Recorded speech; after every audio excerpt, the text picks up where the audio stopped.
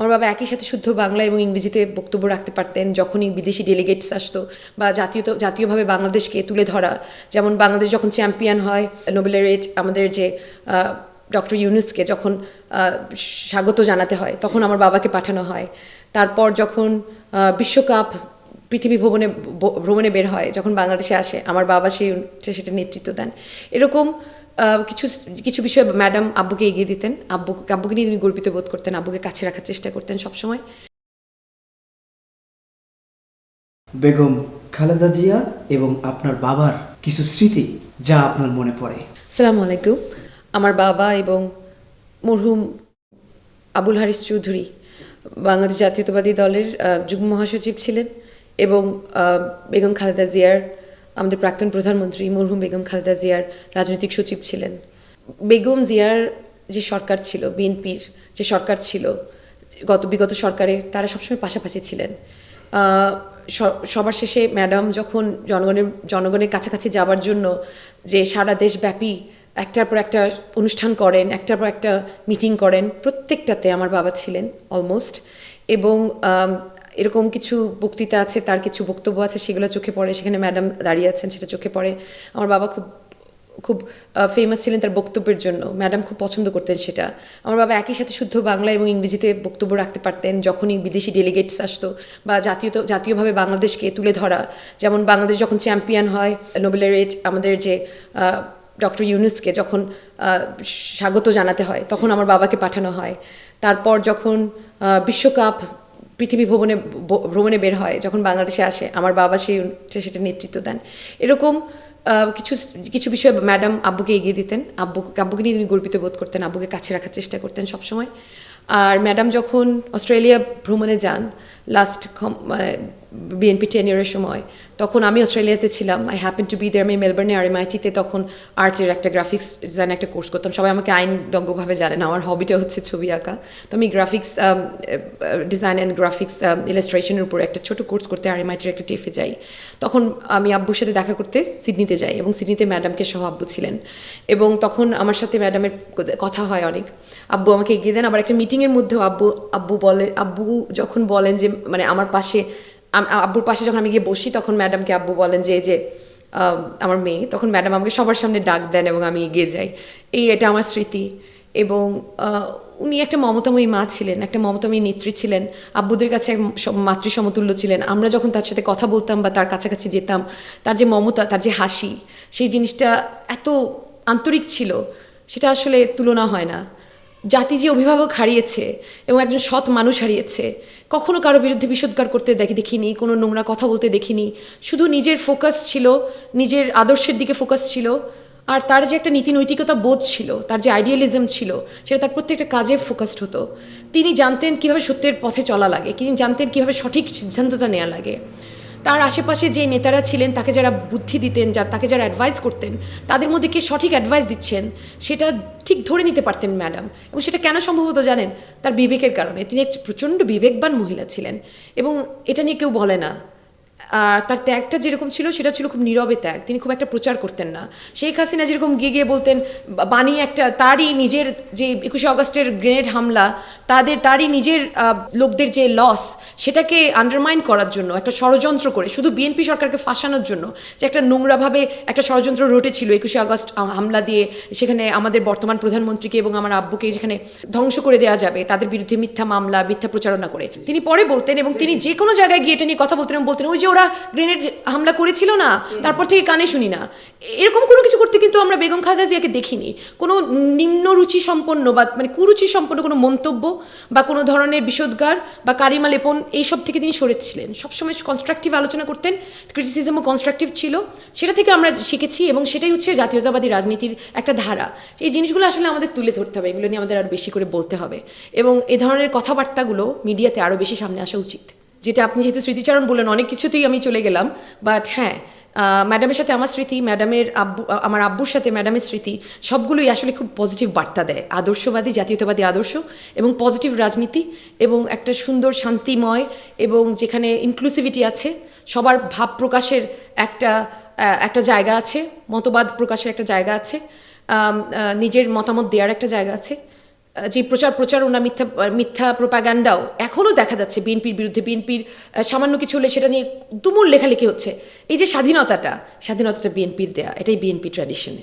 খালেদা জিয়ার মৃত্যু এবং সেখানে আমরা দেখলাম লক্ষ লক্ষ মানুষ জানাজায় অংশগ্রহণ করেছে।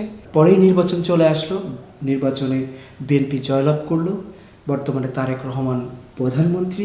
অনেকেই বলছে যে জামাত জিতে যেত, কিন্তু হারিয়ে দেওয়া হয়েছে, এরকম গুঞ্জনও উঠেছে। ওই যে আপনি বললেন গণমাধ্যমের অনেক কিছুই তো হচ্ছে। যাই হোক, অনেকেই বলছে নারী ভোটারদের ভোটেই বিএনপি জয়লাভ করেছে, কেননা খালেদা জিয়ার অবদান। এ বিষয়ে আপনার মত কি? আপনার শেষ মন্তব্য দিয়ে শুরু করি। বিএনপি যে জিতবে বা বিএনপি যে জিতেছে সেটা খালেদা জিয়ার অবদানই, এবং অবশ্যই সেই অবদানটাকে তুলে ধরে সেটাকে এগিয়ে নিয়ে যাওয়াটা তারেক রহমানের অবদান। তো এটা বুঝতে হবে যেটা একটা সম্মিলিত জিনিস। এবং বিএনপি আমি বিরোধী দলগুলোর সাথে বিএনপির ভোটের যে তারতম্য সেটা দেখলে বোঝা যায় যে বিএনপি আসলে এটা তো একটা ল্যান্ডস্লাইড ভিক্টরি। সো এই ধরনের কুতর্কের মধ্যে আমি আসলে যাব না যে অন্য কোনো দল জিতে যেত। ইভেন তারা নিজেরাও মনে করতো না যে তারা জিতে যেত। সো এগুলো যারা অতি উৎসাহী তারা বলে, সেগুলোর দিকে আসলে আমাদের মনোযোগ দেওয়ার কোনো দরকার নেই। আর নারী ক্ষমতায়নে বিএনপির ভূমিকা, সেই বিষয়ে এখানে আসলে কিছু আলোকপাত করা যায়। যেহেতু আপনি বলছেন যে নারীদের ভোটেই বিএনপি ক্ষমতায় এসেছে, এটা কেন মনে করেন? শুধু বেগম খালেদা জিয়াকে দেখে নারীরা ভোট দিয়েছে সেটা আমি বিশ্বাস করি না। আমি মনে করি বেগম খালেদা জিয়ার নেতৃত্বে অতীতে বিএনপি যে অবদান রেখেছে নারী উন্নয়নে এবং নারী ক্ষমতায়নে, সেটারও একটা এখানে প্রভাব আছে। কারণ বেগম জিয়া যে নারী শিক্ষা উন্নয়নের জন্য যেটা প্রাথমিক শিক্ষা এবং পরবর্তী শিক্ষাটা যে ফ্রি করে দিয়েছিলেন মাধ্যমিক পর্যায় পর্যন্ত, সেই জিনিসটা তারা তো এখন নারী, তারা এখন ভোট দিতে পারছে এত বছর পরে, তারা তো সেটা সুফল পেয়েছে, তারা ভোট দিয়েছে। আর তাছাড়া এটাও বলা হয়েছে যে নারীর নমিনেশন কম দেওয়া হয়েছে মূল নির্বাচনে। সেই বিষয়ে ইভেন বিরোধী দলের থেকে অবশ্যই বিএনপি এগিয়েছিল, এবং এখন বিএনপি তার এই যে সংরক্ষিত নারী আসনের বিষয়ে আলাপ হচ্ছে, সেই দিকে আমি যেটা আহ্বান জানিয়েছি এবং আমি যতটুকু জানি যে শিক্ষাগত যোগ্যতা এবং সংসদে অবদান রাখার যে যোগ্যতা, সেই দিকে মূল্যায়ন করেই এবং সংগ্রামে এবং গত 15 বছরের যে সাফারিংস সেটার উপরে ফোকাস করে বিএনপি সংরক্ষিত আসনে নারীদেরকে দেবে। তো আমি যেটা মনে করি যে সর্বদাই নারী ক্ষমতায়নে বিএনপি একটা অগ্রগামী ভূমিকা রেখেছিল। এবং আপনাকে মনে করিয়ে দেই যে যখন বেগম খালেদা জিয়ার আমলে যখন যুক্তরাষ্ট্রের প্রেসিডেন্ট এসেছিলেন, তিনি এসে বিএনপিকে আসলে প্রেজ করে গিয়েছিলেন নারী ক্ষমতায়ন বিএনপির উদ্যোগের কারণে। তিনি বলেছিলেন যে এটা একটা মডার্ন মুসলিম রাষ্ট্রের উদাহরণ হিসেবে থাকতে পারে বাংলাদেশ, এবং এই প্রেজটা তিনি তখন বেগম খালেদা জিয়াকে করেছিলেন। সো আমি মনে করি যে শুধু যে নারীদের ভোটেই বিএনপি ক্ষমতা এসেছে তা না, বিএনপি একটা ল্যান্ডস্লাইড ভিক্টরিতে ক্ষমতা এসেছে, সেখানে নারীদের অবদান অনস্বীকার্য, এবং আমি বিশ্বাস করি যে নেতৃত্বেও বিএনপি এগিয়ে যাবে নারীদের ক্ষমতায়নের দিক দিয়ে, এবং সেদিকে কাজ করার জন্য যদি কোনো সুযোগ পাই সেটা আমি চেষ্টা অবশ্যই করে যাব। সেটা দলীয়ভাবে না হলেও ব্যক্তিগতভাবে আমার সেই চেষ্টাটা থাকবে।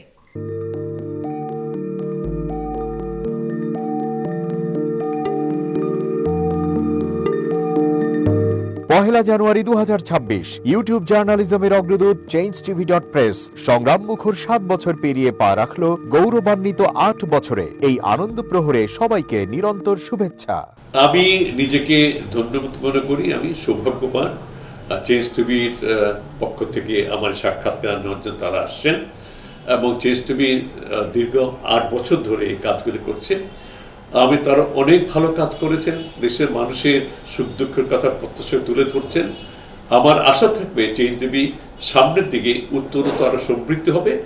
একটাই শুধু আমাদেরকে উপদেশ দিতে চায় তাদের কাছে, সেটা হচ্ছে সত্য কথাটা মানুষের সামনে তুলে ধরা, মানুষের ভিতরে কি চায় তাদেরটা তুলে ধরা, মানুষের প্রত্যাশা তুলে ধরা, এবং মানুষের মধ্যে এই যে দেশাত্মবোধটা এবং সত্যবাদীটা এটা জাগরণ করে চেঞ্জ টিভির সামনের দিকে এগিয়ে যাবে। এবং যারা দেশের কথা চিন্তা করে এবং দলমত নির্বিশেষে যে লোকগুলো আছে, তারা দেশের কথা চিন্তা করে, দেশের উন্নয়নের কথা চিন্তা করে, কোনো পক্ষপাতিত্ব করে না, তাদের বক্তব্য দেশের মানুষে তুলে ধরা, এই কাজগুলি সামনে এগিয়ে নিয়ে যাবে, এটা আমাদের প্রত্যাশা। অনেক ধন্যবাদ আপনাদেরকে, দেশবাসীকে, দেশবাসী পক্ষে সবাইকে আমি ধন্যবাদ জানাচ্ছি। changeTV.press এক ফোঁটা হলুদ নেই। আমরা শুধু আপনাদের কাছে একটাই আবেদন করব, মিথ্যার পিছনে দৌড়বেন না, সত্যকে ধারণ করেন, সত্যকে জনগণের কাছে তুলে ধরেন। সেটা যতই কঠিন হোক না কেন পিছপা হবেন না, ভয়ের কোনো কারণ নাই।